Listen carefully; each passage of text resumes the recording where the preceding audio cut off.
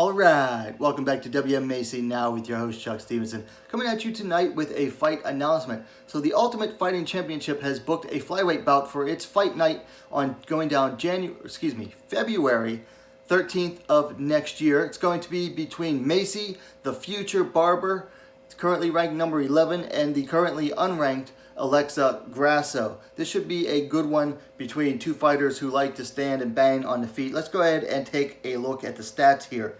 Barber coming in at 8-1, Grasso coming in 12-3. Now Barber is coming off the first loss of her career, a unanimous decision loss to Roxanne Modafferi, where she blew her knee out and just got completely beat down.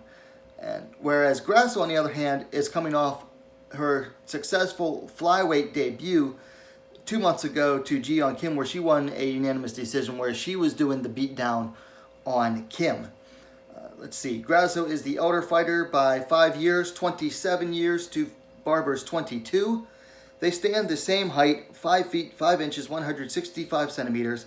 Looks like Grasso is going to have a very slight reach advantage, 66 inches, 168 centimeters to Barber's 65 inches, 165 centimeters. So here's how I see this fight going, and it could go down a couple ways. You know, if you were to ask me who is the more technically skilled fighter, I'm going to go Grasso all the way. Grasso could easily outpoint Barber on the feet, even scoring some knockdowns along the way. Now, Grasso is not traditionally a power puncher.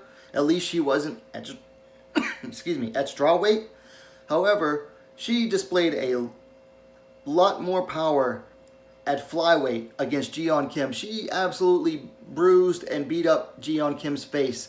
And Kim had never been beat up like that before in a fight. So you could easily see Grasso just outboxing Barber all the way. You could also see Barber basically gooning her way into a TKO win on the feet, just rushing in and just straight up, with a straight up frontal assault and just straight up winning power punches her way in against Grasso and possibly getting a TKO there. Now, you could also see Barber trying to take this down to the ground, where Grasso hasn't always displayed the greatest of takedown defense. I mean, she's lost to every really good wrestler that she's faced. So you could see Barber trying to take Grasso down and basically hold her there and work for the takedowns from top with some heavy ground and pound. That's another possibility. If you would ask me what I think is the most likely one, I'd go with the first option. Grasso is just way more technically skilled. Do I think she's the stronger fighter here? No. I think Barber was always had a flyweight frame, but she would just try to dehydrate her way down to strawweight and failed just as often as she actually succeeded in that. Grasso was a strawweight who basically got too big for the division and then is now moving up. So I would give the strength advantage to Barber, the technical advantage definitely all the way to Alexa Grasso. Now, one thing I would say is this. Barber got dropped by both J.J. Aldrich and Roxanne Modafferi, two fighters that are just not known for unseating, for, putting fighters on their butts. And if less technical strikers like Aldrich and Modafferi can do that to Barber, then I definitely can see Alexa Grasso doing it. Now, I'm going to take my time. This fight is not until February, so I'm not going to look into it too much. I'm not going to make a pick just yet because it's like 3 months away right now. So we'll come back and look at this fight in the future. Right now, early prediction, I'm going Alexa Grasso, probably by decision.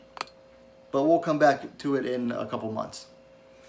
Okay, so those are my initial thoughts on this flyweight fight. Big step up possibly for Alexa Grasso, taking on the currently number 11th ranked fighter in Barber.